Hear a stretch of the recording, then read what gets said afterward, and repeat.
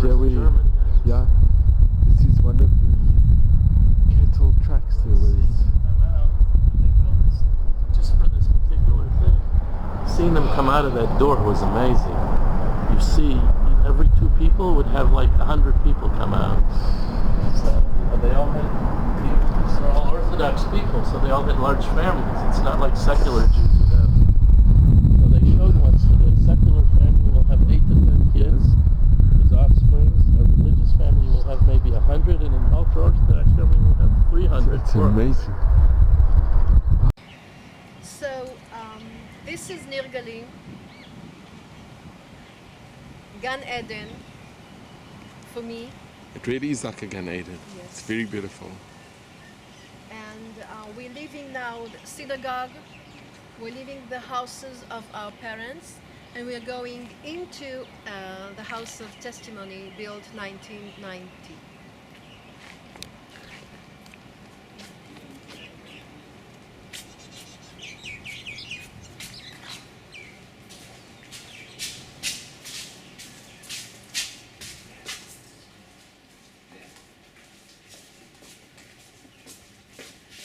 And we are going to feel something now, so I'll just close the door.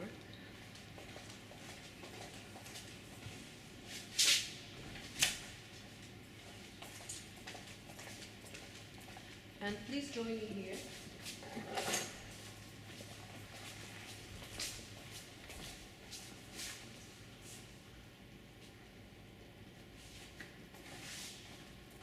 I suggest that you stand here. Yes. And I'm closing the door. Galim.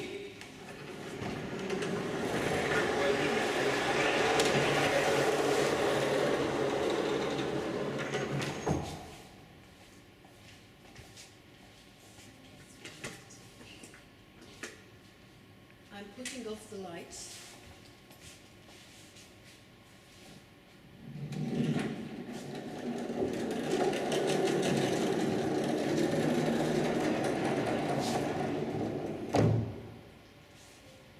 It's so easy to turn from the light of outside to the darkness of the inside. I mean, I did it deliberately in front of your eyes. 3 lights off, 1 door closed, and the atmosphere changes. And here we are going to talk about the small light which dispels a lot of darkness. Because the motto of our house of testimony is Jews saving Jews. What lights can you talk about when you talk about hopes in that area, in that period of time? What could bring you hope? Thinking of Eretz Israel, thinking maybe you'll survive, a piece of bread, neighbors, good neighbors. A little light in the darkness was also this.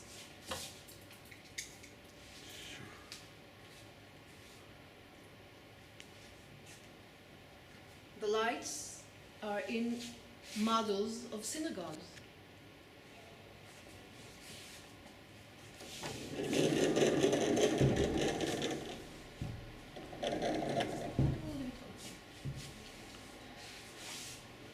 These synagogues are made of wood, but wood is not enough to say. It's made of sticks, of mostly of matches, used matches. Here, here. Walls are made of matches, glued to each other. This roof of the Altneuschel synagogue in Prague is covered by leaves of the lulav, dried leaves of the lulav.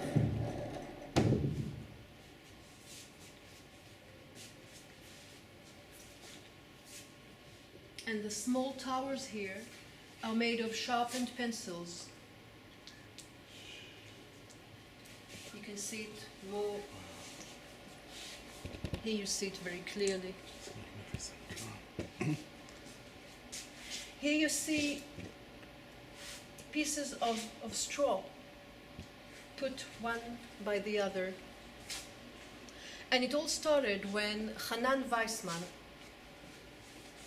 a Holocaust survivor who lived here in Givatayim, here in Israel, wanted to surprise his 70-year-old wife for her birthday, and he made her synagogue. He got hold of a photo of her synagogue. She was born in Wadowice, Poland, and he got hold of a picture of her synagogue before the Holocaust. And he made it for her. It's the other angle, but it's this. Why did he make her a synagogue? They are not religious anymore. None of their community is religious. They're fighting with God.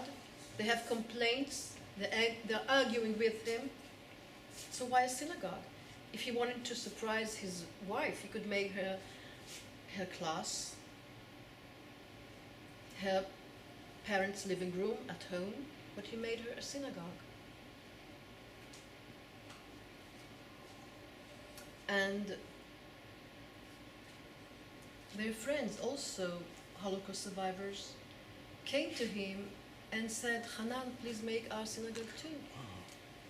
Because we remember our father standing next to the Aron Kodesh, we remember our mother throwing candies, please. And he closes his dry cleaning store in Givatayim and looks for pictures, photos of their synagogues before the Holocaust. He goes into archives and wherever he could get hold of pictures. And he gets this picture of the Beit Knesset of Balashad Yarmut before, and he makes it for his friend. Matches, Pencils. sharpened pencils, pieces of straw. And he finds this Altneuschel Prague and makes it. And he finds the photo of the Mishkolts, one of two synagogues, and make them, etc., etc. And this is the main one in Berlin. And the right. This main is synagogue. Yonah Taub's synagogue, there. And this is my father's synagogue, in Yiret Hazo. I can't speak Hungarian because my father speaks Hungarian. My mother was born in Jerusalem, so they didn't speak Hungarian at home. Now, my father told us what's happened in this Yiret Hazo synagogue. Well, they weren't really davening in this synagogue. This is the Orthodox one, of course. They were davening next to it in a small shul. And there was also his cheder. Remembering that my father's name is Dugo, and remembering that he used to run away from cheder whenever he could, the story just suits him. And this is what he says. Early morning, his mother wakes him up to go to cheder, and he doesn't want to get up. He's 5 years 5 o'clock old. in the morning. 5 o'clock, and he is 5 or 6 years old. And he doesn't want to get up, and his mother says, get up, your father is drafted, he is in the Ukraine with other Jews there, drafted to the Hungarian army, and you are in bed? Go get up, go to your cheder. And he says to himself, it's not fair. My father was taken, my friends' fathers were taken too. Why didn't they take the Melamed, the teacher? And he gets up and he leaves home at around 5:30 with a little meal for the day, for the 10 o'clock meal. What does a Jewish boy takes for a meal? He takes two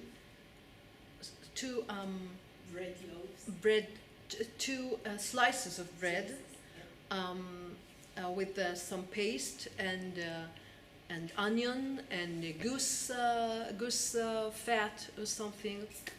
And when he leaves home, the first thing he does is eat it. He always says, "Food that I got, I always finished at the right on the spot." So when we are trying to realize who survives, maybe this is one of the reasons, and maybe it's not. So he goes on to school, and then the cheder starts from 6 to 8, and at 8 they move to the Jewish school for another day of learning, and then come back to the cheder. There in the cheder, he meets the melamed, the teacher again, and he can't stand him because he is a melamed, he is a teacher. And this morning, which I'm talking about, he decides to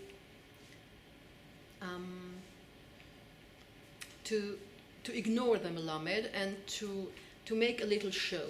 So he's not going to rehearse the words of the Talmud, but he's going to make a song. And he's saying this with the grobe finger working and with his eyes closed. And this is what he's saying. Die Mama hat gekocht a Chirke-Paprika. My mother has prepared a soup of something, of paprikash, of the turkey, and he's so busy doing this that he doesn't realize that the melamed, the teacher, is already next to him. Was hat die Mama gekocht? What has your mother prepared? Now, when this happens at school today, the pupils are happy that something is interrupting the lesson. But then, the children, his friends, are stuck to the walls with fear. The melamed goes to the door and locks it. And then he takes out a stick. So my father runs, and the melamed follows him, and it chases him until my father realizes that this is not going to end well, and he jumps from the second floor of the cheder, which is here. He jumps and runs to the stairs of the synagogue. Wow. And there, as he tells us, there he stands on these stairs of the synagogue, looking at the melamed there in the window, and the melamed screams, "You know, whoever doesn't learn the Torah ends in hell." And my father, next week going with his grandson to Poland for the 40th time, tells, we all went to the same hell. The melamed, poor thing, with his wife and children, me with my brothers and sisters and parents, and I came back from hell, and they all stayed there. So this is the story of the Niret Hazo Orthodox stairs. Amazing. Sure.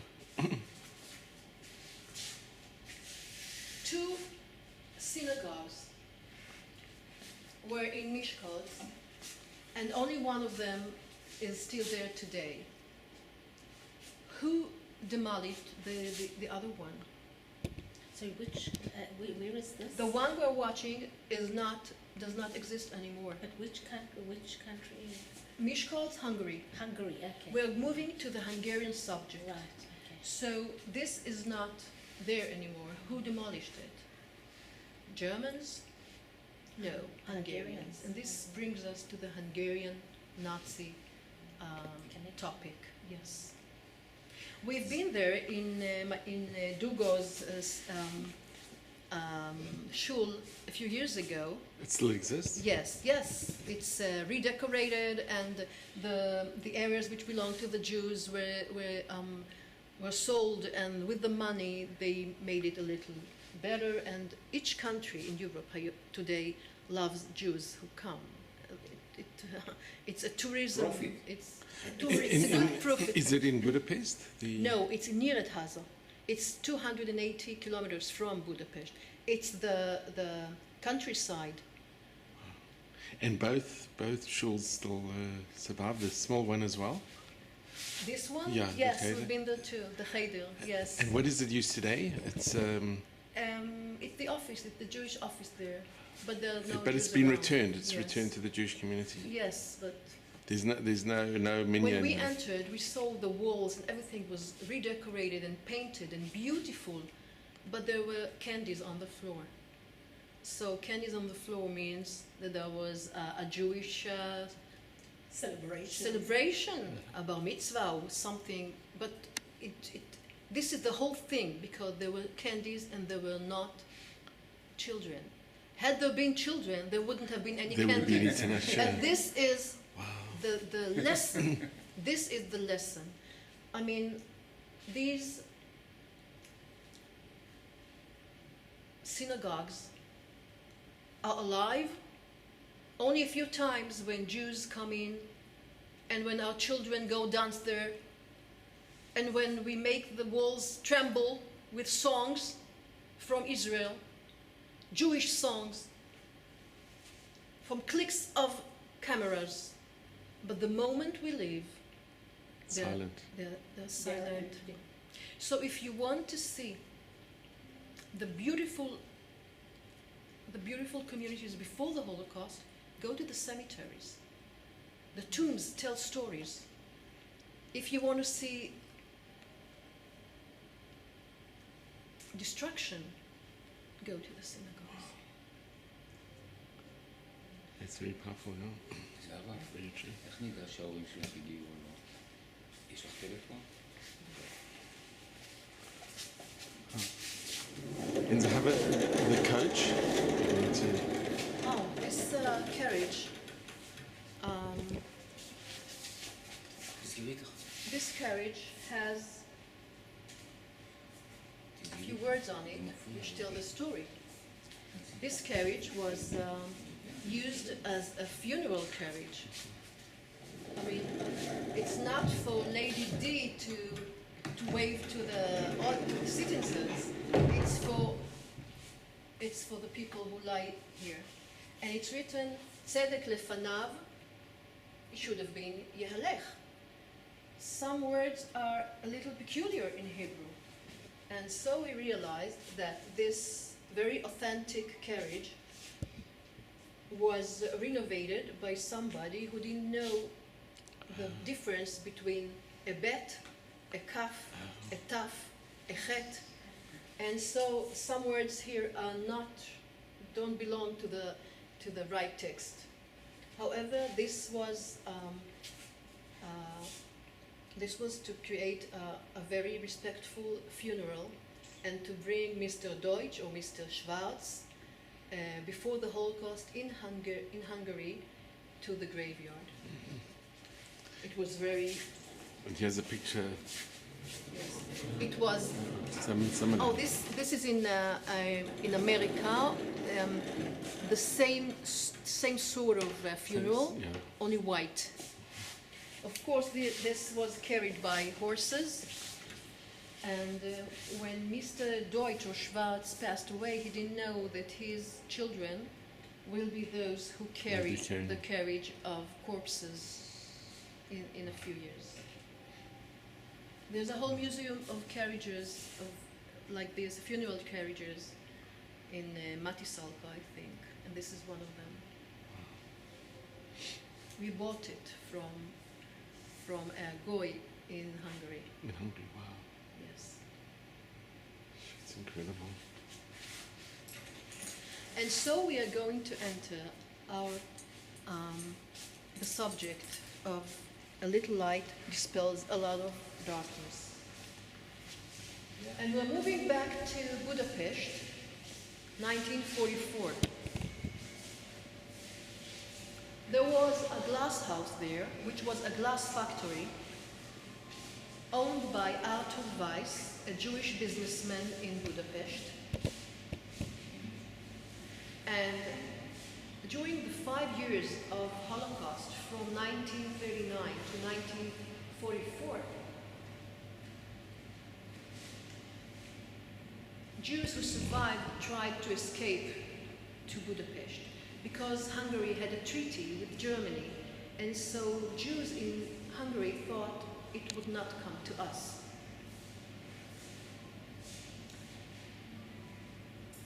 Now, the young Zionist movements,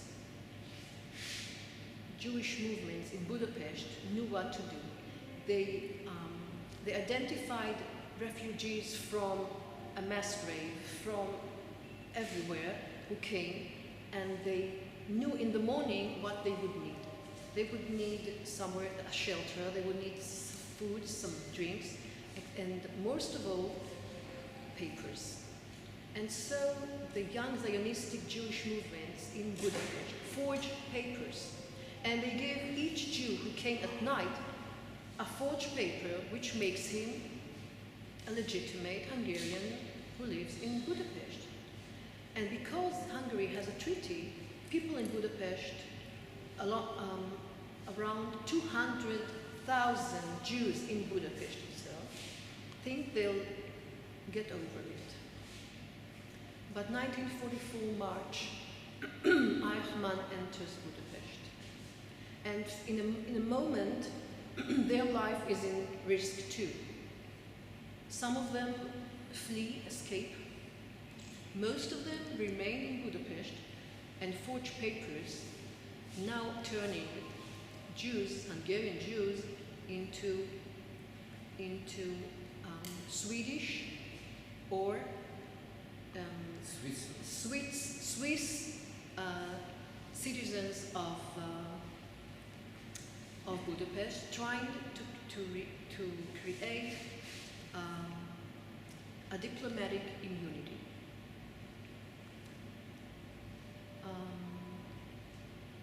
And then Arthur Weiss, owner of this glass factory, says, no business is available anymore. Take my factory. There's a lot of room in it, many offices. Just go in so that you have a lot of space and you can stamp more and more Schutzpasses, more and more life-saving papers with the right stamp of Switzerland. 70 protected houses were in Budapest, and from them, the biggest of them all, Shayu Deutsch. He is Aviad's grandfather. Hello, Shayu? בסדר, תודה shayu. אני אבוא. להתראות, תודה רבה. I thought it was something else. 70 protected houses were in Budapest. The biggest of all was the glass house. It was a glass factory, and almost 3,000 Jews found shelter in it with forged papers as if they were Swiss citizens on the Swiss island in a hostile Nazi-Hungarian land. This is how it looks to this very day, only not that sparkling. The right address is here, written here. Schlumitz had what is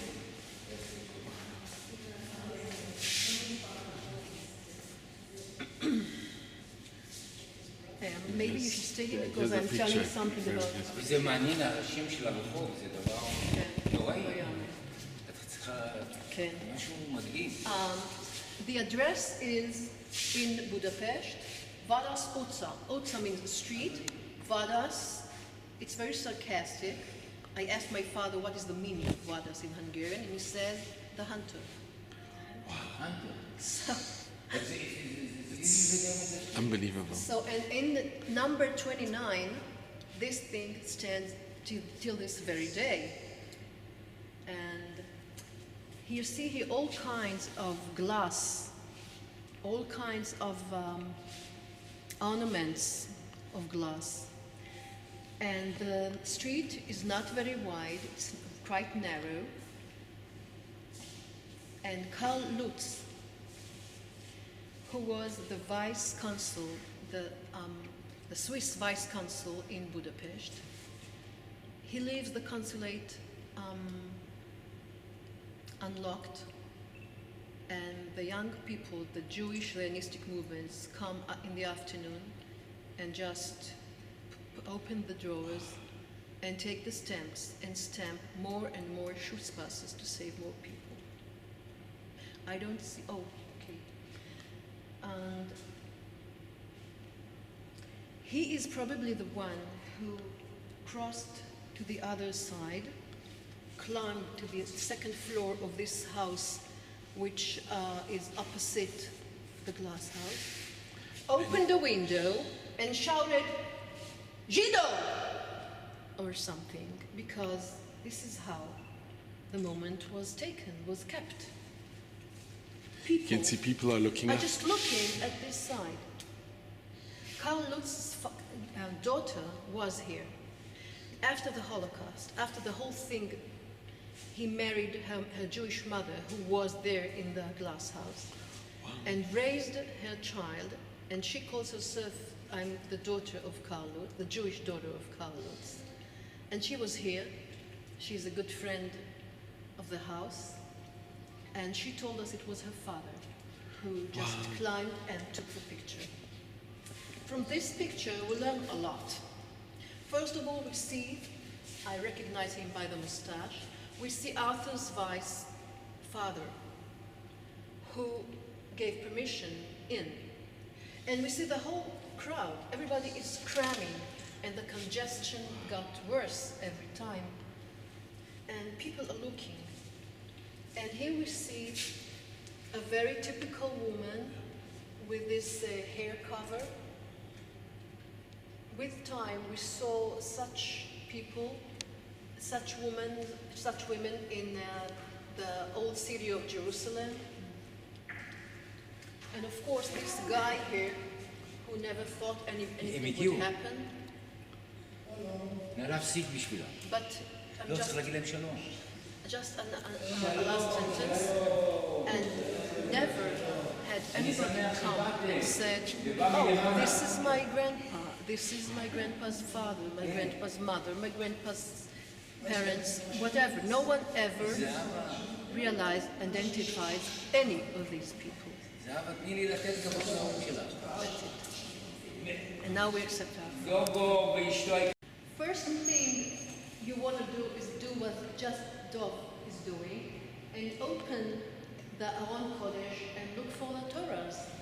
But of course, it's only the doors, and the synagogue is in Matisalka, Hungary, and I don't think it exists anymore, or it's a barn or something, but the doors of Aron Kodesh are here with us. This is the original. The original, renovated, and of course it was much, much higher. There were stairs for the Kohanim, for Birkat Kohanim, and we once had a visitor before my time, and he just stood here, just like Dov is standing, and was shedding tears, and we brought him some water and a chair, and he said, no, let me cry. This is my synagogue, and I remember my father here. This is my synagogue. So everything is real, and everything is touching. And the Sefer Torah? And the Sefer Torah here was brought to Eretz Israel in the Mandate time by a Jew. Yitzhak Herbert Cohen was a 16-year-old boy in Germany, and at the night of the glass Crystal night.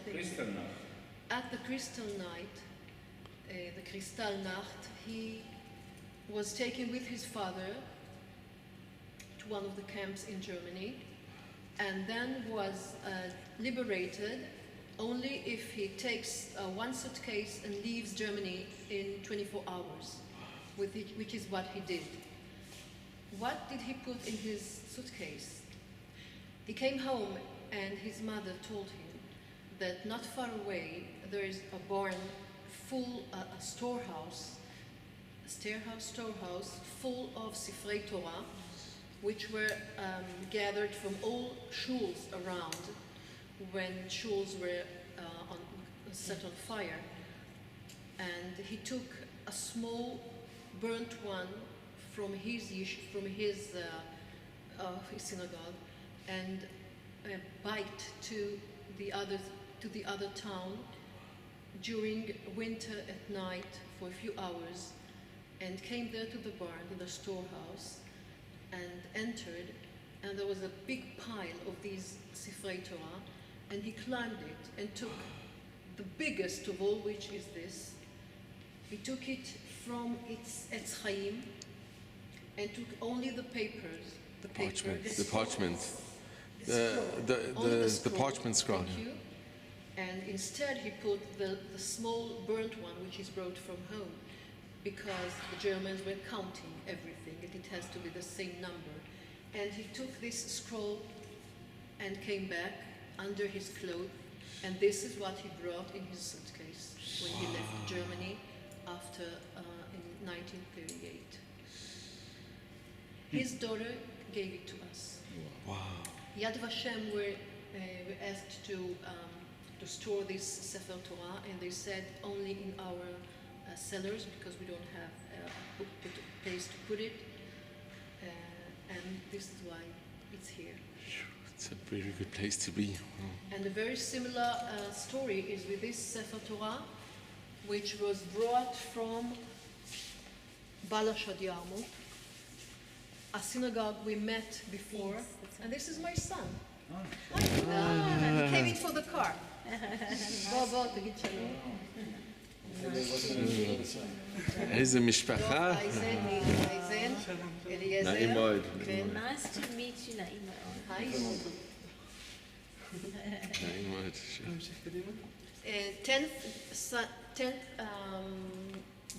grandchild of my parents. וואו. יאללה ביי. יפה מאוד. אתה צריך... איזה סבא? הסבא שלך היה פה. כן, אין מילים. סבא וסבתא היו פה עכשיו. כן. הם חזרו. כן. הם חזרו במיוחד. He's getting married in 2 months. מזל טוב, מזל טוב. מזל טוב. מזל טוב. יאללה ביי.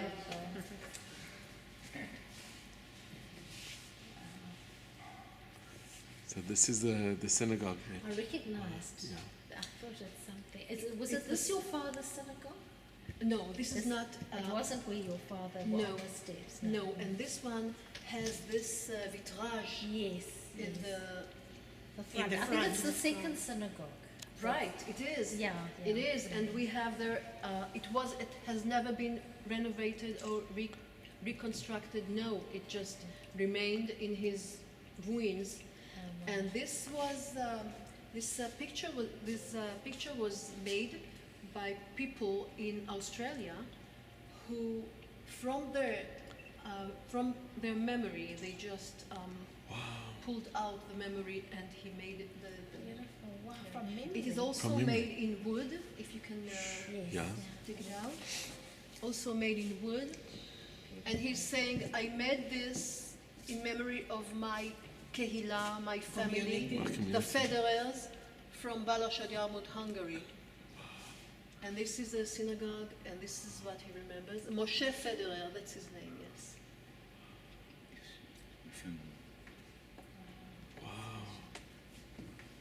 And the Sefer Torah, how did it come And to you? the Sefer Torah was taken from other people, by the Kohens, by Moshe Cohen, who was from Balashad Yarmut, and he took it with him to Eretz Israel. These two Sifrei Torah were used in Shabbatot, but when the letters started to fly, as we say, when the Sefer Torah is too old to be written again or to be corrected, then they were put to be presented and not to be used in synagogue anymore. And preserved. It's Preserved, right. and for everyone to see. We have many other things here, like this accordion.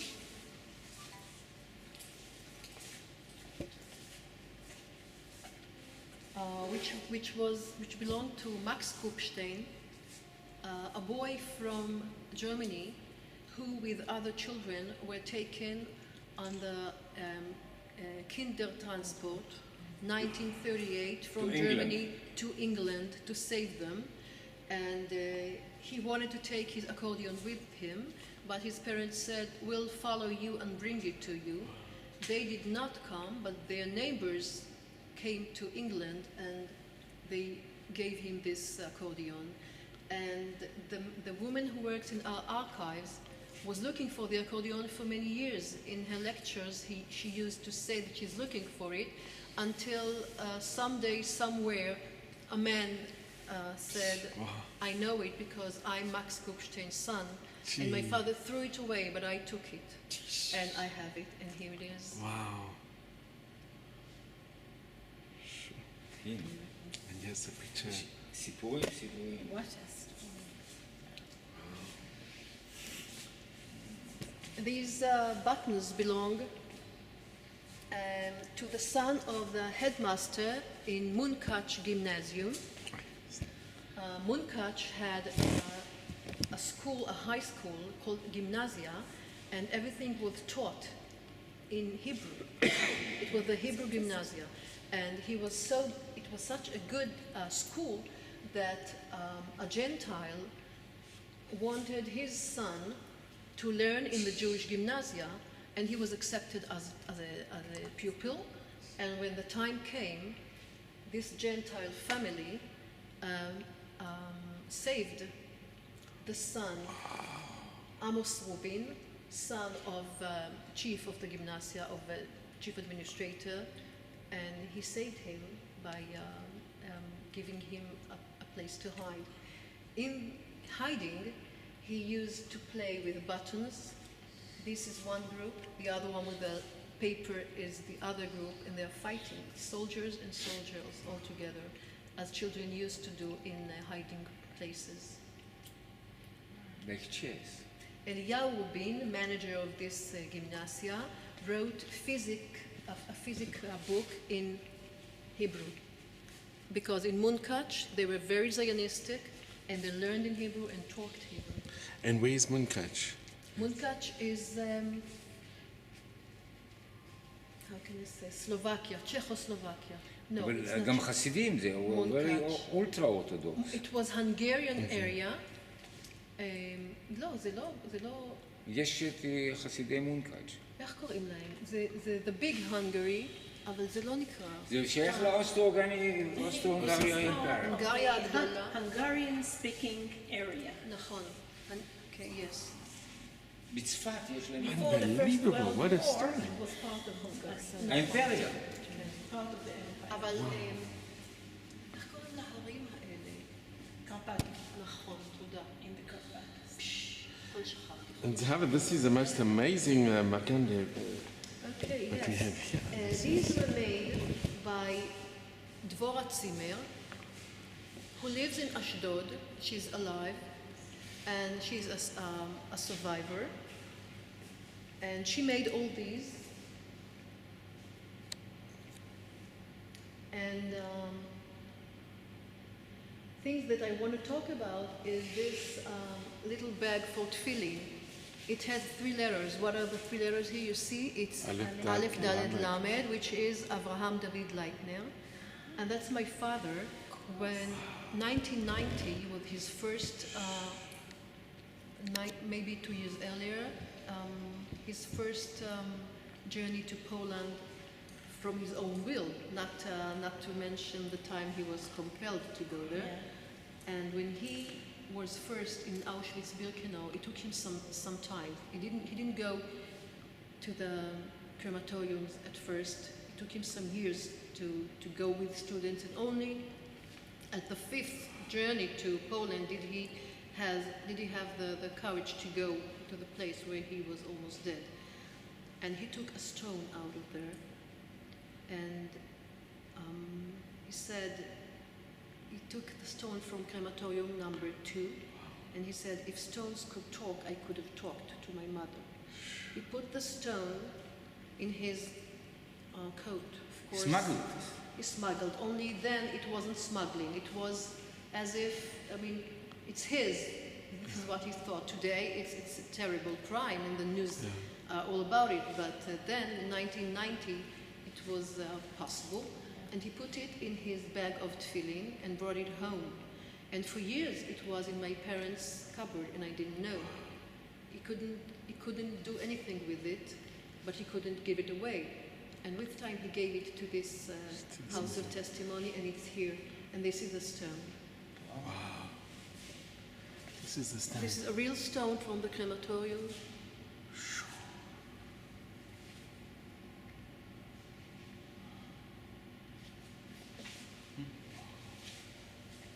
And the shoes?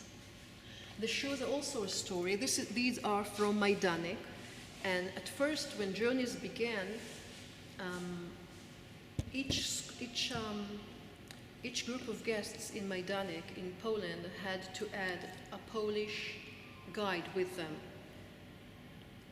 so that the Israelis don't talk by themselves, but listen to the right to the right history.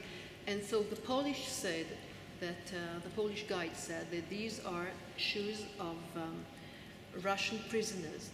Of course, Majdanek was indeed a Russian prison. A prison. Russian prisoners were also in Majdanek. But when my father heard this, he burst out and he said, "Give it to me. Is this the length, the size of an adult or a child? How can you say this?" Yeah.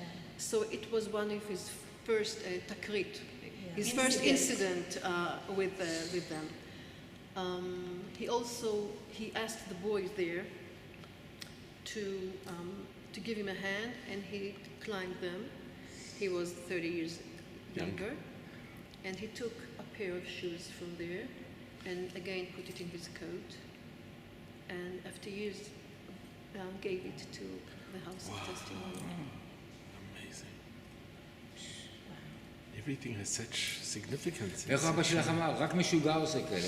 נכון, הוא משוגע. You know, we asked your Abba, These are the knives and forces they use. is it hard to go back to Auschwitz-Birkenau? asked him over And time. he says no. He said to bring youngsters and to say, Am Yisrael Chai, it's the most amazing thing to hear from a survivor, that he says it's the opposite. For a few years going there, he used to be in front of the lines at Chotei Tail. And the wire. At the wires. The barbed and wire. he used to tell them, okay, now we go down the wire, underneath, and they used to to fill their mouth and everything with sand and go to the other side, all of them, let's say 100 students, and then they realized that there is an open gate, but he wanted them To feel it. to feel it, and they felt it. Wow. Now the spoons and forks are the proof that they didn't know where they were going. Yeah, they didn't. Yeah. They didn't know. They took things for the Everyday use.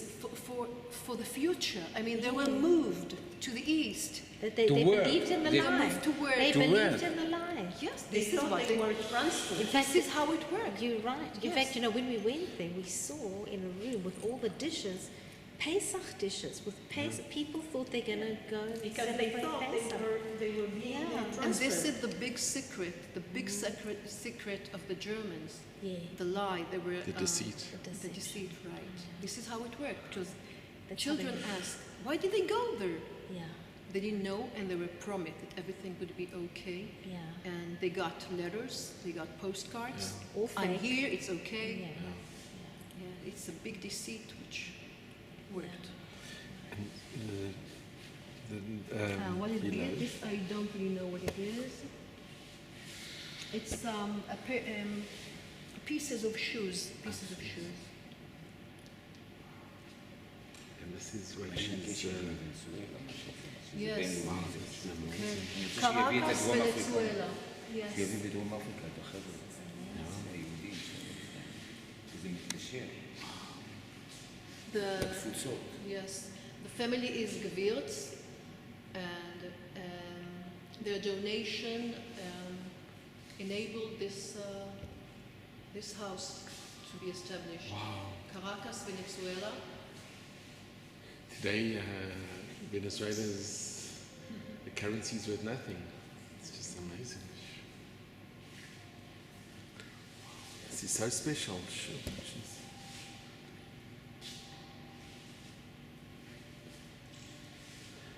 Lizkor v'lo lishkoach. Right, To remember and not forget. right. And Dvorah Zimmer made her village. She was born in Poland, 1933, and her village, Kornitz, was burned by the Nazis, 1941, and she made her village from clay. And of course, the question is, who are these people standing here with their hands? Who are they? Are they the Poles, their neighbors, who let them fire everything? The only thing they had to do was start the well and take the water out and just... Extinguish the fire. Right.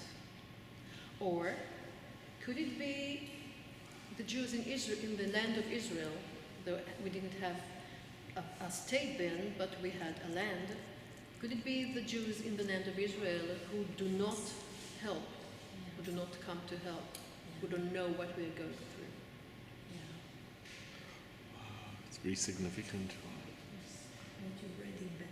Yes, oh my goodness. Unbelievable. And of course, we are very close to Yom Kippurim.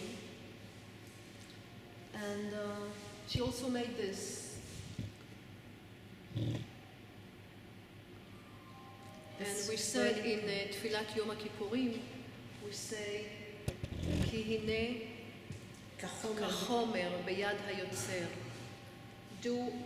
People were doing whatever they wanted with us. They made a dough of us, they put us in ovens. ברצותו חוגג וברצותו ממוגג.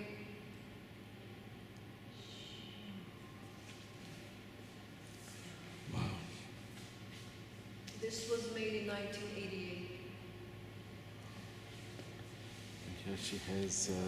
And we have to go into this. And And this. Okay.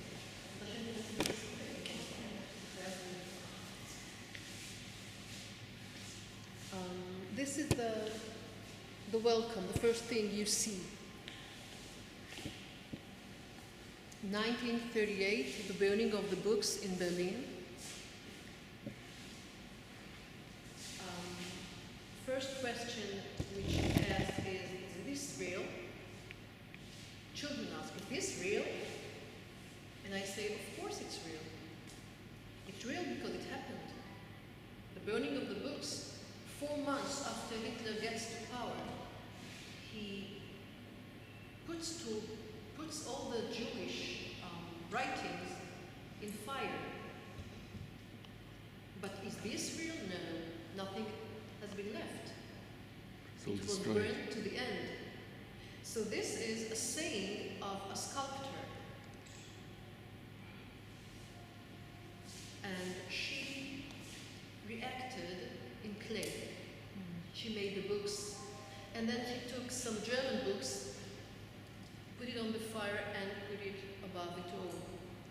This is her saying.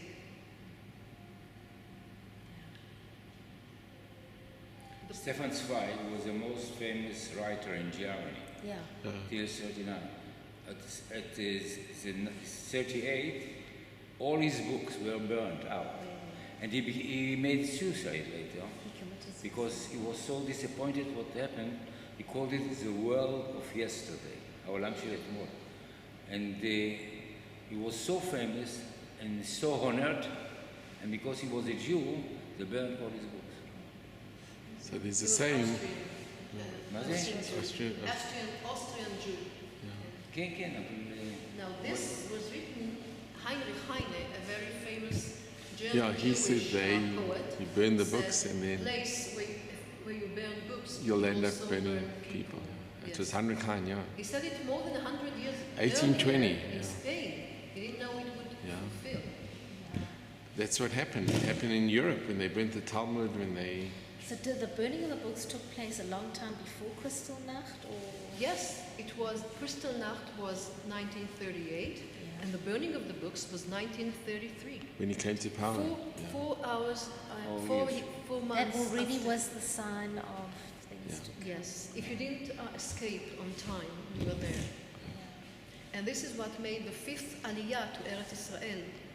We count Aliyah to Eretz Israel, Yes, and this right. is the 5th Aliyah, 1933 is the 5th Aliyah of very good people, wealthy people, Zionistic people who Who saw escaped this. Germany and came here and made very good things here. You read the series? Yes. Okay, Okay. amazing. This movie we are going to watch is not to be filmed, Okay. only if you want a little part just to invoke interest. This is about the glass house. Glass. Yes. The Yes, glass the house. glass house, yes. Because there's a copy. Yeah, no, sure. Yes, it's a little light dispels a great deal of darkness. Yes. Now, the little light here would be the Zionistic Jewish movements in Budapest. That's boys and girls at the age of 16 putting on the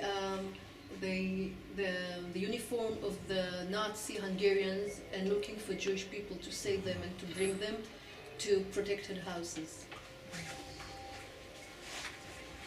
And life in Hungary was okay until then. As my father says, if this cholera hasn't come, we would have still been there. They had Herzl, if they weren't Orthodox. They had all Jewish traditional life.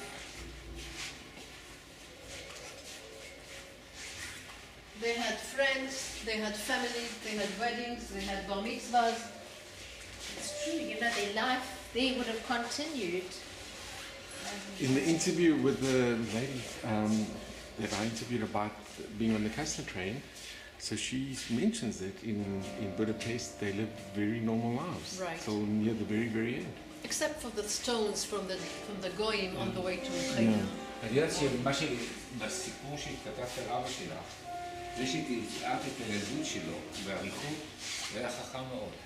כי זה נתן את הקונטרסט. זאת אומרת, אם זה היה נכנס ישר לשואה, לא היו מקבלים את השוק הזה של הקונטרסט. זה היה מאוד חכם שעשית את זה. סליחה. זה היה סיפור הילדות שידעתי אבל מאבא. שהשתלת אותה. כן, כי קשה לכתוב על השואה, גם ככה צנזרתי שם את הכל. אבל הספר מסתם, אני רוצה להגיד לך, מבחינת העניין, קראתי את זה. הוא מכניס את האנשים כמו שמה שהם עושים בג'אנר הזה, בחדר, או מתחיל אותם במעלית, מה קורה? וזה בדיוק גם היו בחדר. במדבר, בסלון, זה לא חשוב.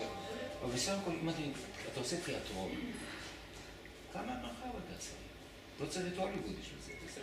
אז תדע שזה נכתב בהתחלה כמחזה, אמרתי וקיבלתי עליו הוליווד. לגמרי, וקיבלתי עליו פרס של מפעל הפיס, והם אמרו, אם איזשהו תיאטרון יעלה את ההצגה שלך, אז קודם כל את מקבלת מאיתנו 10,000 שקל, ואז נטפל בדרך, אבל אף אחד לא רצה לעשות את זה. לא רצו לעשות? וככה זה נשאר. אם את שואלת אותי, יש לך את זה כתוב כמעט? ברור, זה מכל הזוויות, בכל השלבים של הכתיבה. Now this is Budapest, and Budapest is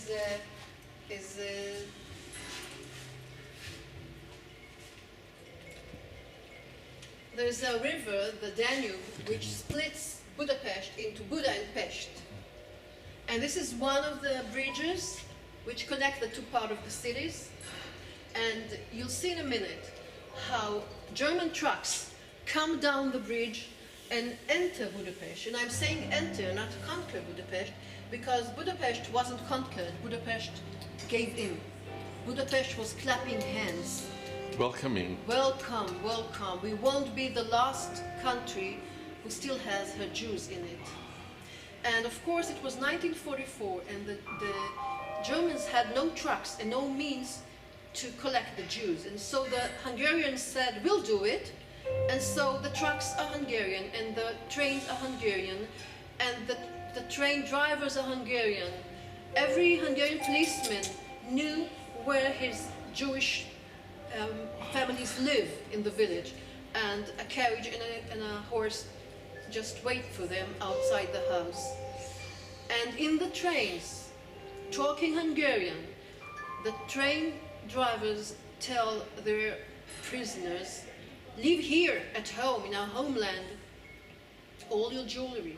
Leave here your necklaces, your wedding rings, your cup of kiddush, because in a few minutes we're going to give it to the Germans.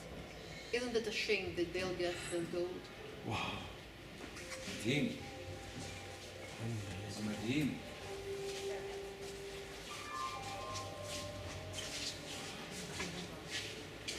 שלטון האורגנלי cooperated with the Nazis until the very end of the war. So please take your seats. The infrastructure. And in our show, we try to attract the young people. And so we made them these screens that they can push and things that they love. And sometimes they push it so hard that some of the screens are out of order.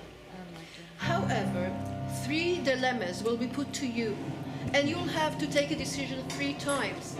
What do you do? For example, a dilemma, first dilemma. Germans are entering Budapest. Should we escape or should we stay? And if we stay, what do? Do we hide or do we go out to save other Jews who don't know where to go, who are in danger? And where do you escape to? That was another problem. Exactly. Now, we know what happened. Our history is their future. Nevertheless, you're asked to take decision and to tell yourself what to do. And should we go on and forge more and more Schutzpasses to save more Jews? Or should we stop because we're endangering ourselves? This is our show. So we already know that we are answering 3 dilemmas. And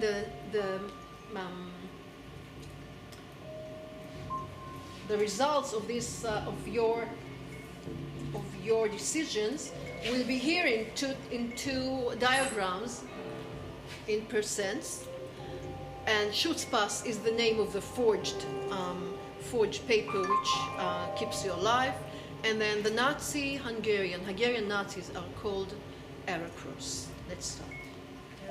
Please take your You seats. can sit down.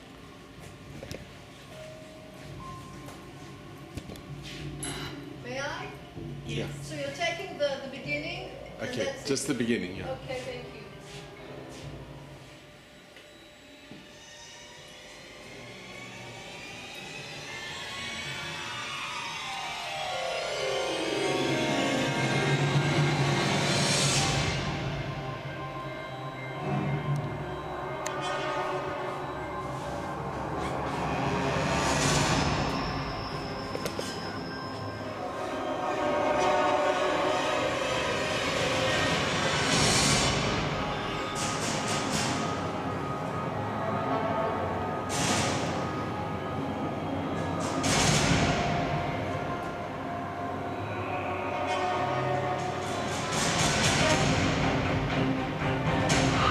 Imagine you're a Jew living in Hungary towards the end of World War II. Hungary was considered a relatively safe place for Jews. Although it was an ally of Nazi Germany, Hungary refused to send its Jews to the death camps. Now, as Germany retreats on all fronts, the hope of Hungarian Jewry, your hope, is strengthened, and you hope to continue to hold on until the end of the war. Then, one day, on March 19th, 1944, all hopes crumbled.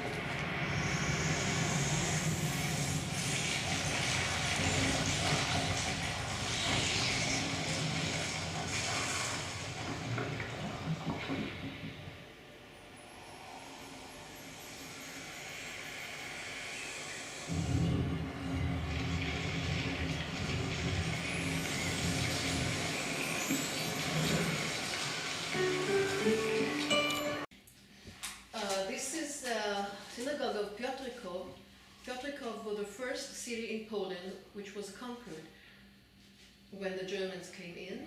And this is the Beit Knesset of Rabbi Lau, who was chief rabbi Israel Lau. of Israel. And his son, David Lau, is the now present chief rabbi. Yes, Meir Israel Meir Lau. Yeah. This is his Beit Knesset.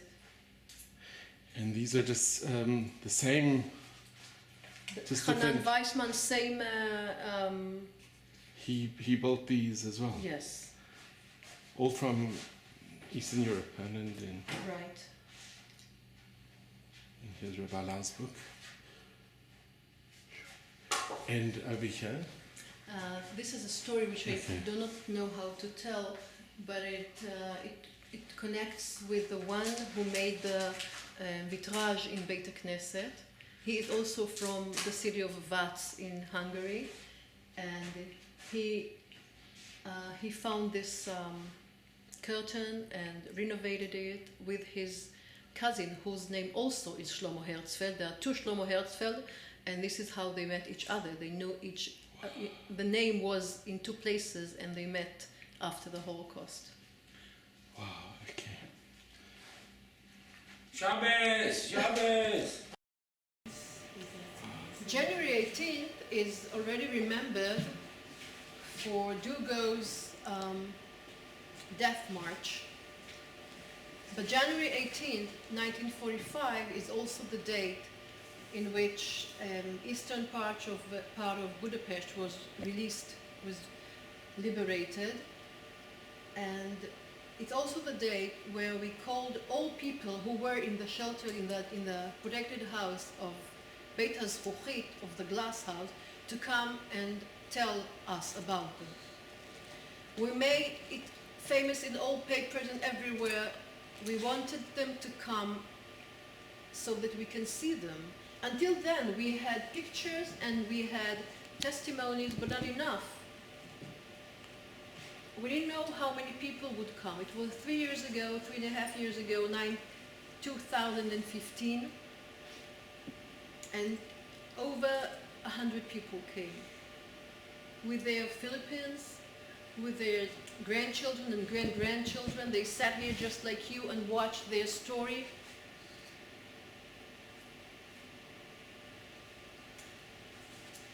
His sons and grandchildren came. This is Pinchas Rosenbaum, who put on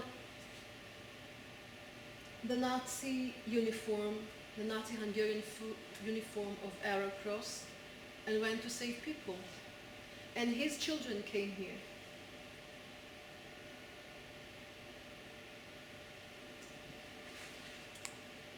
To put on a uniform and be able to go around and rescue people makes you an actor. How do you act? How your eyelashes don't tremble, how you stand. An actor. He was a real actor, Miklos Vir, a real actor on Budapestian stages, but they never even gave him a good role. He was sent to the Danube in a minute. What has happened to Arthur Weiss, the man who gave his glass factory to the Zionistic young Jewish movement? He left the house, killed somewhere and never came back. His wife and son went to the States. And this is Moshe Shkedi, father of Chief of Air Force in Israel. His son, Eliezer Shkedi, was מפקד חיל האוויר. אבא שלו, משה שקדי, עבד במשרד החינוך, היה מפקד. חינוך מיוחד הוא עשה. So every young man or young woman who were in the protected house of the glass house is in charge of new lives, of new roles in the Jewish people. Not to mention him,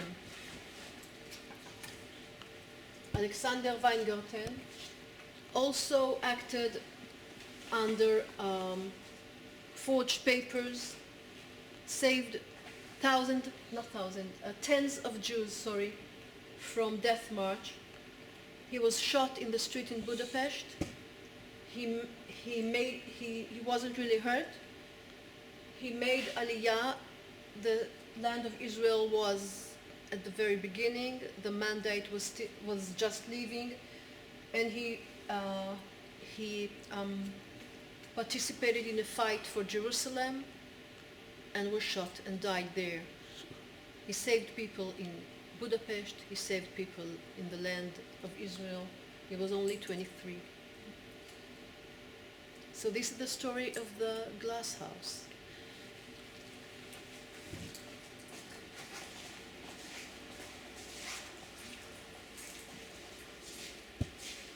Moshe Kraus, after the Holocaust, made Aliyah to Rechavia, Jerusalem, and rented an apartment there. He moved to Israel with his wife Gusta, whom we know nothing about, only that she came from Poland and never spoke. He couldn't find a job in Israel. He died in 1986. He doesn't know that a brave woman whose name is Ayala Nedivi from Moshav Mechola made her PhD about this house. She wanted to know all the truth, nothing but the truth, and she was very brave and went through it until she had the whole story written. Karl Lutz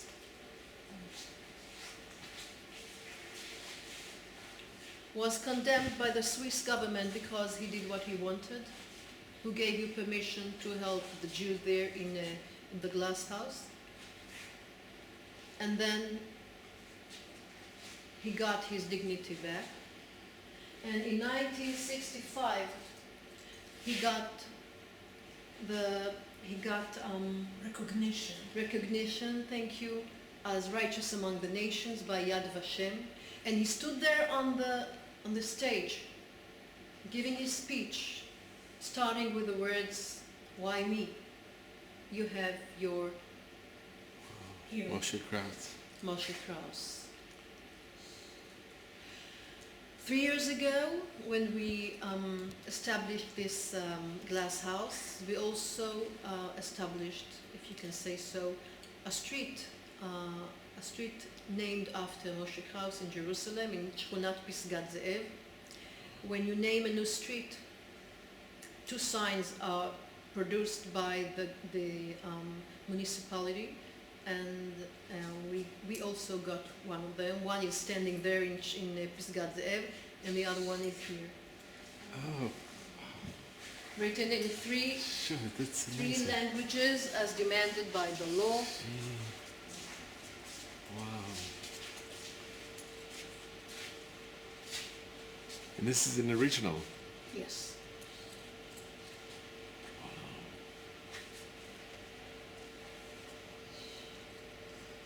That is amazing.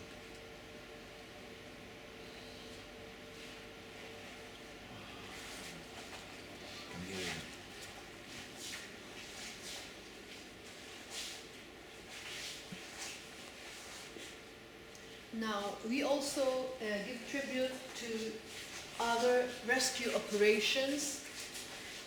One of them is the Kastner train. Others, Wallenberg, of course. Another protected house conducted by Raoul Wallenberg with a Swedish Schutzpass, and other representatives of Portugal, Vatican, Spain, and El Salvador, who helped with the Jews at the very last days of the Holocaust.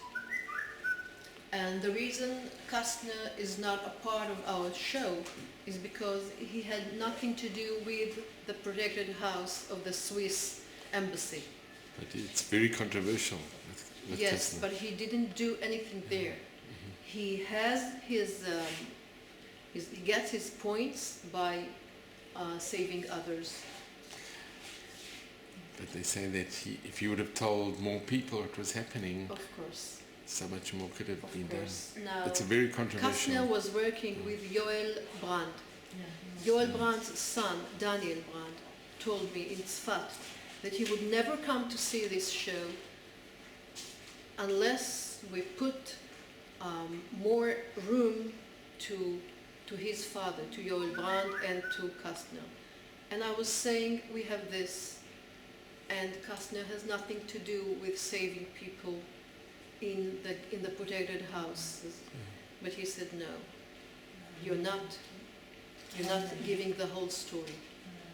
But of course, as you say, It's controversial. It was extremely controversial. on the other hand, I asked my father, Dugo, what am I going to say about Kastner? Yeah. How do I treat him? People who were saved by Kastner, they're angel, what can I say?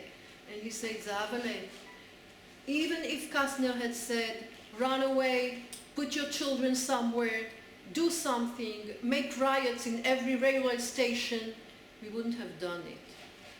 People did not believe that such a thing could happen. So he saved 1,600 people in a train. And I'll send you the video of one of the ladies, her family was saved. Sure. That's the interview I did.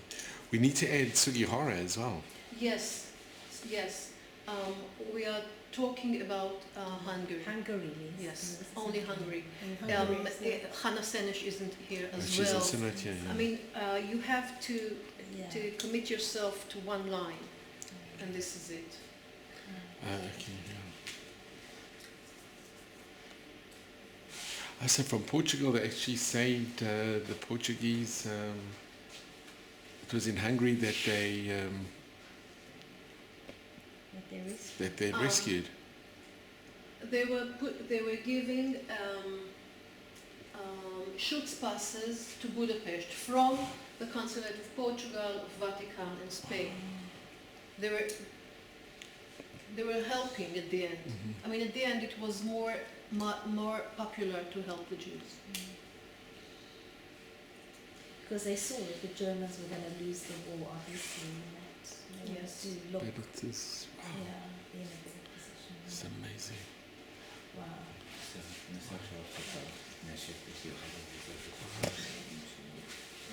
Yeah. לא, לי אין בעיה, אני פשוט אחר כך נחזור אליך הביתה. Oh, and here we have the original. Wow, this is. What is this? Okay, and Zahaba, can I ask you a big favor? Is it possible, because we have the stamped letter, can you just mention a little bit about this family? Oh, I don't know much more than is written. What do you have? We have original letter. A from story the- of one family, Asher and Dvorah and Asher. They lived in the city of Vats in Hungary. They had 9 children. Only the 3 daughters survived. The 3 daughters are yes, 3 daughters survived, and I think here we have. why we have this here I is think also from here we have the. yeah. Why we have this is that Asher Zelig, he's one of the sons, sent a postcard. The father sent a postcard to both his daughters, who found shelter in the glass house. And the postcard was sent to Vadas Utsa 29 at the attic. I mean, they were spread there, and he's saying this: my darlings, we are going to work in Austria in a factory. If I can, I write. Be calm, everything is okay, I'm well, until we meet, many kisses. And he was sent to Auschwitz, of course. The postcard was accepted in the Vadas house in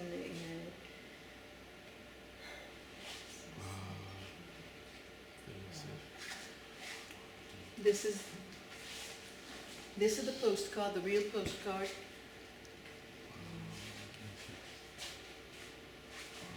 One of the angles of the deceit was sending postcards to your beloved ones at home or wherever they went. And this is one of them. Even people who got to Auschwitz had to write postcards. Sometimes they gave some clues. For example, I'm going to where Grandpa is, and the family know that Grandpa died many years ago. So they gave clues, but it didn't really help. It's only a proof of what happened.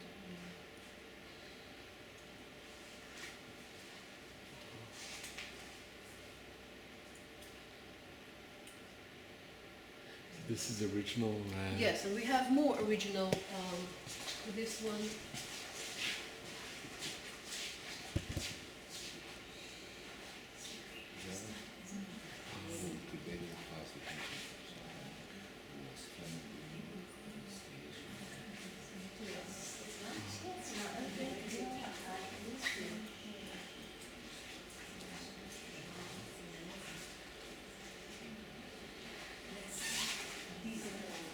Shows the conditions in the glass house, daily life. Conditions. Yeah, how they live, how crowded it was. So you can sleep on There's also from Budapest, days that they made.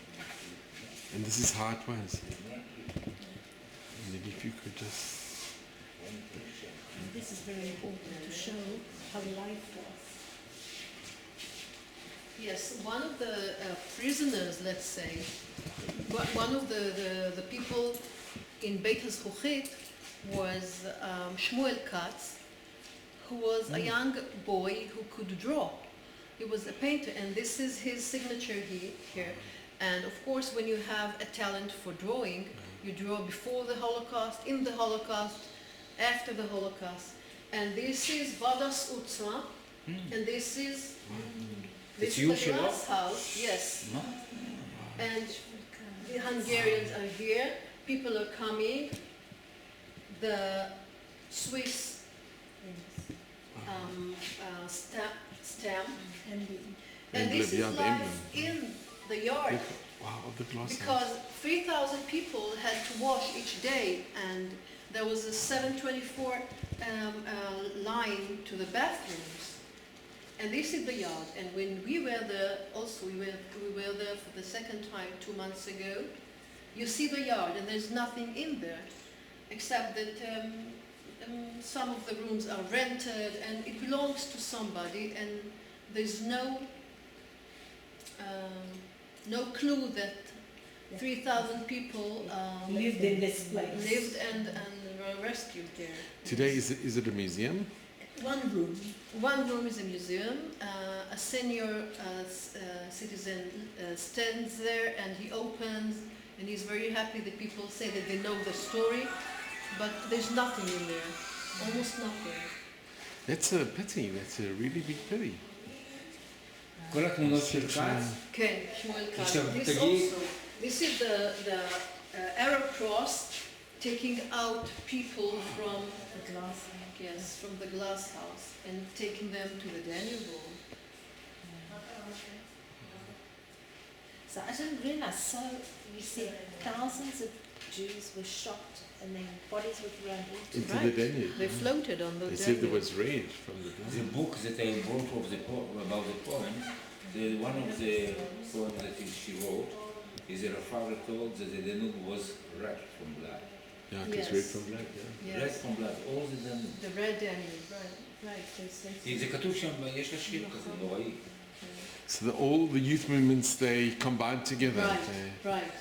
It was Bnei Akiva and Dror Abonim and Hashomer HaTzair, Beitar, Hanoar HaTzioni, Zionistic movement, and Young Maccabi.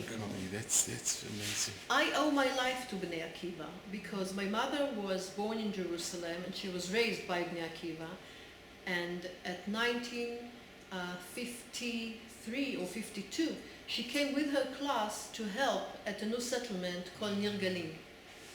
And my father was already here, and they were making their living from grapes that were were in the sands of near Galim, the whole coast of Eretz Israel, and the helpers, the school was told that whoever cuts more grapes is the one who get the permission to sit by the tractor driver on the wheel. And my mother was the winner at that day, and the driver was my father. Oh, wow. So she came with Bnei Akiva, and my father found his way from Hungary to Israel by Bnei Akiva 4 years after the Holocaust. He was just wandering around for years. He came to Israel at 1949, and from 1945 he was just walking, looking for himself. So we owe our lives to Bnei Akiva. הסרט אתמול היה של הטיול. כן. Yesterday's event was about the טיול. You see the טיול there? Yes, yes. They called it the That טיול. was the code. Then they smuggled the Jews That's from right. Hungary to Russia, through Romania to the Black Sea, Constanza, and then to Israel. And they spoke about 15,000 people they saved in this project at טיול. 15,000 people. So well done. מתי את רוצה להשתחרר? במסגרת בוא נשתיע שחמש דקות, קפה. צריכה לעשות הפסקה Just want to say, wow, that's amazing. I had no idea behind that front that you got this whole section. It is so impressive. People come here and say, how come you know? How I come want to you tell know? my school, I'm a teacher, and I want to tell Chabad and why I'm doing it. Oh, okay. Have they I think we once. I was there once for that church. But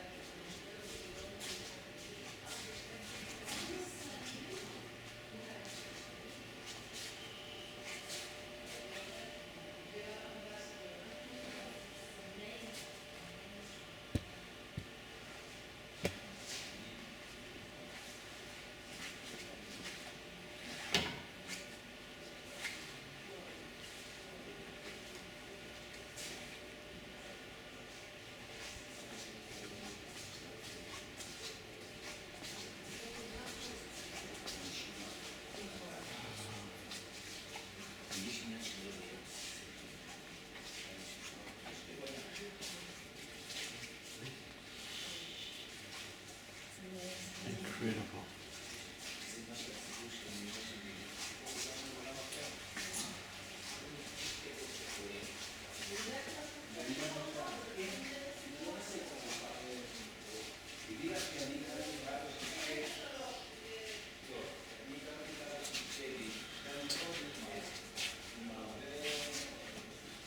Little light dispels a great deal of darkness. Eliezer, I told about the film. we also teach, the subject is Jews saving Jews, and so Zerach Varhaftig is one of them. We have a whole project, educational project, teaching about him. And about 2 years ago, we had a big meeting here, a big event for him, just to tell the story. And we tell everybody how he moved the Jews to Moscow, to the train there. The Trans-Siberian Railroad. Right, etc. And we teach about it. And you teach about with Sugihara, his connection with Sugihara? Yes, exactly. Yes. Wow, okay. It's very important. It's vital. It's the light in the darkness, right, of course. Bring something, this Dugo project was initiated by Beit HaEdut, by Adi and Galia in Beit HaEdut, and every January it starts and it flourishes again. It's their idea, and it spreads all over, and people eat a falafel just in memory of those who did not make it in the death march, and in memory and good memory of those who are among us still living and fighting and mabsut. And your father said about eating? Well, he gives life to it. I mean, if you want to remember, he was asked how to remember the Holocaust, and he says to remember the Holocaust is only by food. And if you have to remember food, so have a falafel. And this is how it came to a falafel every January 18th, in remembrance. So David is a nice saying, our enemies try to destroy us. We won, let's eat. Yes, eating And is it's always true, good. it's a big part sort of... people say that maybe this is your revenge. And he says, revenge, revenge. I don't use the word revenge. But we, daughters and grandsons and great-grandsons, we like this revenge, and we always revenge in eating a falafel. It's wonderful.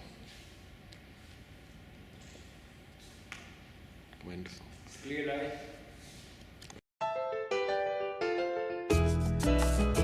למה חצי מנה רק?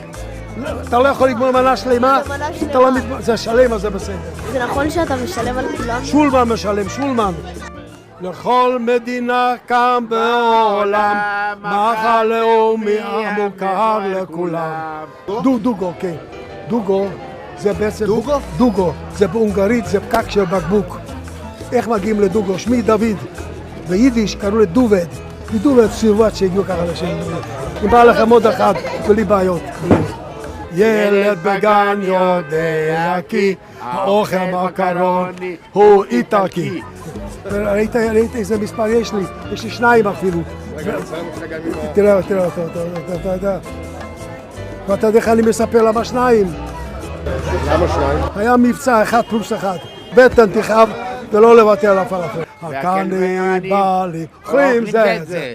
ולנו יש פלאפל, פלאפל.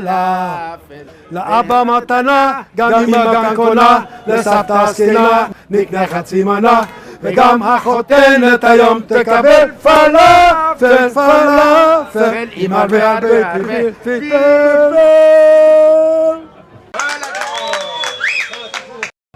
18 לינואר אני יוצא מצד המוות מבירקנאו למטהאוזן. יצאתי מצד המוות ב-18 מעלות מינוס בלי בגדים, היה לי מכנס אחד, השני היה חצי מכנס, ויוצאים, הולכים 3 ימים בלי לעצור. בואו תיקחו חבר'ה, תיקחו. במסע הזה היו מדיר גלים, מרים וולברג הייתה, אליעזר שמעוני ואני. תעמדו בתור חבר'ה כמו בזה, תעמדו בתור יפה. עם חיוך. ואני יוצא ב-18 לינואר 45 והולך. הייקה, תיקחו פלאפל, זה העיקר. אבא היה חוזר הביתה ואומר, נו, איפה הייתי? איפה היית? בגט ואחר כך פלאפל ואחר כך גלידה. ואיפה הפיצה? וכך נוצרה המסורת שאבא הולך לבד, כמובן בלי אמא, כי אחרת הוא לא יכול לאכול כמה בא לו. צבי, לא רוצה מנת פלאפל, צבי. עם ישראל חי! הוא אוכל פלאפל. הנה הגיע, תראו. תראו זה, הנה הגיע בהליקופטר עוד פיתות. הופה, תודה רבה. עמך ישראל. עוד פיתות הגיעו. בואי תחזיקי ממי, בואי תחזיקי לי. כולם נכדים שלי, אין עכשיו פה נכדים, כולם נכדים שלי. שלום מתוק שלי, שלום. עכשיו כולם פה ילדים שלי, נכדים שלי ונינים שלי, כולם. עם בישראל חי ומבסוט ואוכל פלאפל. יואל, תעמדו שם בתור, תיכנסו לתור. זהו, לעמוד בתור. כמו באושוויץ, תעמדו בתור. אתה מבין כמה אוהבים אותך כולם? עם ישראל. כל הרעיון של הערב הזה, בעיקר זה היה מסיגל. לא, מה פתאום. סיגל ושרה ביחד. אני רק צחקתי. אמרתי בתור צחוק, תבואו כולכם, סידרתם אותי. אבא, אפשר לעשות 2 דברים יחד, גם לאכול פלאפל וגם להקשיב. קודם שקבלו פלאפל, מה שבטוח. ונולדה לך נינה, ממש לכבוד ה-18 בינואר. תיקרא שמה בישראל תחייה. זה מובן עם השם ח' י' שזה מסמל 18, זה גם מסמל חי, שעם ישראל חי. דוגו גרם לנו לקבל הרבה יותר אופטימיות על החיים, למדנו ממנו מה זה שמחה אמיתית. בבירקנאו תלו את רודולף הס, רודולף הס היה אחראי רצח 1,100,000 יהודים, ביניהם את האימא שלי, האחיות שלי.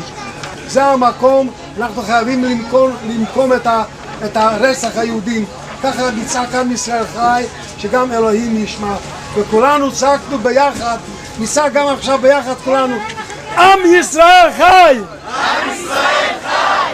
עם ישראל חי וקיים! עם ישראל חי וקיים! עם ישראל חי וקיים ומבסוט ואוכל פלאפל! עם ישראל חי וקיים ומבסוט ואוכל פלאפל! תודה רבה. תעשה למעלה. חינה חריף? קצת תעשייה חריף, שים 18 פלאפלים. תהיה מבסוט שלו 1945, רק 18. ברוך אתה אדוני אלוהינו מלך העולם המוציא לחם מן הארץ. אמן! עם ישראל חי, עם ישראל, עם ישראל, עם ישראל. אתה תיתן להם. הסוד הוא ארוך. עם ישראל חי, עם ישראל, עם ישראל, עם ישראל חי. עם ישראל חי, עם ישראל חי. עם ישראל, עם ישראל, עם ישראל חי. עוד אבינו חי, עוד אבינו חי. דוד מלך ישראל חי, חי ומבסוט. דוד מלך ישראל חי, חי ומבסוט. דוד מלך ישראל חי, חי ומבסוט. ככלות כוחי אל תעזבני.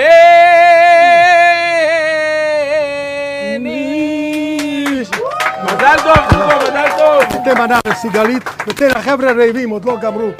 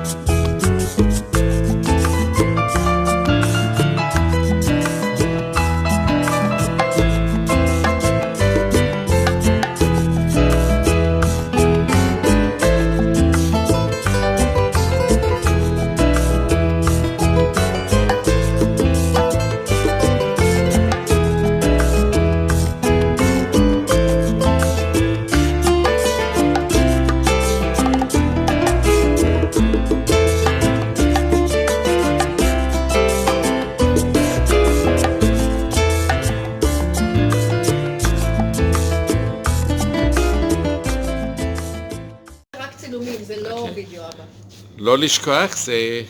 Don't forget 1 + 1. You want you to be happy and not to take it to your heart too much. This is it. This is him. He's joking. זהו, תודה רבה. תודה, אין מילים. Thank you so much. Thank you so much. עד מי וסטרים? עד 121. פלסמום. יפה מאוד. יפה מאוד, תודה רבה. עם ישראל חי.